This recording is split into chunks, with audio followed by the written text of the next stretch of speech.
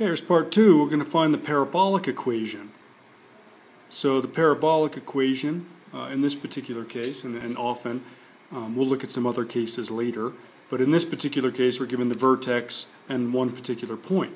So we're going to use the vertex form, which we know is a times x minus h squared plus k.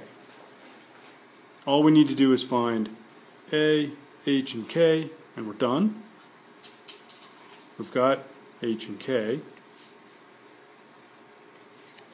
so we're almost done. Just got to find a.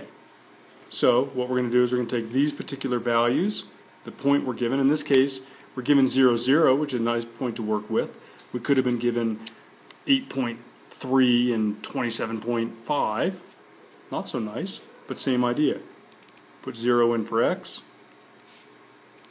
0 in for y.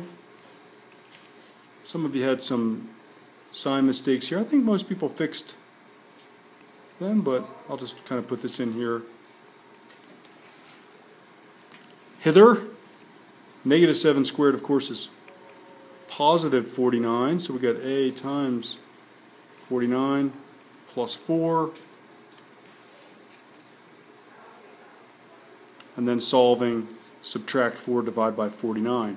A is equal to negative 4 49ths.